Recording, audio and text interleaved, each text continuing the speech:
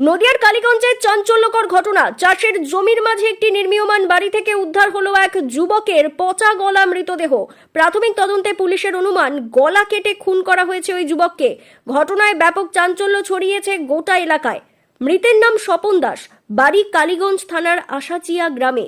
সোমবার সকালে চক বেঘিয়া এলাকার ওই নির্মীয়মান বাড়ি থেকে তীব্র দুর্গন্ধ বের হতে দেখে স্থানীয় বাসিন্দাদের সন্দেহ হয়। এরপর বাড়ির ভেতরে গিয়ে তারা মেঝেতে পড়ে থাকা পচাগলা দেহ দেখতে পান। খবর দেওয়া হয় পুলিশকে। কালীগঞ্জ থানার দেবগ্রাম ফাঁড়ির পুলিশ ঘটনাস্থলে পৌঁছে দেহ উদ্ধার করে। পরে দেবগ্রাম প্রাথমিক স্বাস্থ্য কেন্দ্রে নিয়ে গেলে চিকিৎসক মৃত বলে ঘোষণা করেন। পরিবারের দাবি, স্বপন দাস গুজরাটে কাজ করতেন, ভোটের সময় বাড়ি ফিরেছিলেন। গত শনিবার এক বন্ধুর সঙ্গে মোটরবাইকে বাড়ি থেকে বেরিয়ে যাবার পর থেকেই তিনি নিখোঁজ ছিলেন। পরিবারের আরও দাবি, তিনি মাদকাসক্ত ছিলেন।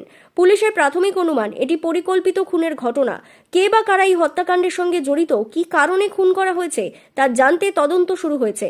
ইতিমধ্যেই দেহ ময়না তদন্তে পাঠানো হয়েছে এবং বিভিন্ন সূত্র ধরে তদন্ত এগোচ্ছে।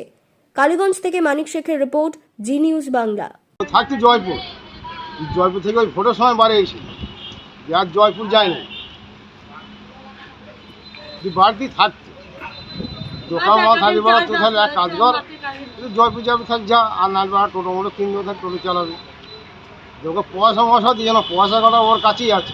বিয়ে করি যে সাইদুল বলছে না, ওই ওর সঙ্গে এসেছে বেলা 3টার সময়। ওই সাইদুল বাড়ি।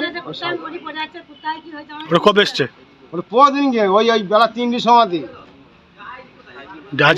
আজকে আপনি খবর পেলেন? আজকে খবর পাইনি গো, মানে আমরা পরের দিন থেকেই খুঁজছি। এবার তো বেলা 3টার সময় বেরিয়েছে, আমি হয়তো রাত্রির বাড়ি আসবে। এবার তখন দেখছি 9টা, 9:30, 10টা বাজছে, বাড়ি আসছে না। তখন একটা খবর লাগাবো, তখন হয়তো একে জিজ্ঞেস করছে। তারপর কিশুকে দিয়ে থানায় ফোন করলাম, দিয়ে কিছু বল না, কালীগঞ্জ পুলিশ তো ধরেনি। দিয়ে এবার পরদিন ধর তার আসেনি। এবার কালকে এই রাত্রিরে ওই পলাশিপাড়া থানা আর ওই যে ওই আর আছে না থানা, ওই দুটো থানা দেখা যায়। আর ওই ফাঁড়ের দেখা। আপনার ছেলে কোনো নেশা করতো? হ্যাঁ, নেশা করে। কি নেশা করতো? ওই গাঁজা মাজা খেত। আর কিছু খেত না, মদ ফদ খেত না, গাঁজা খেত।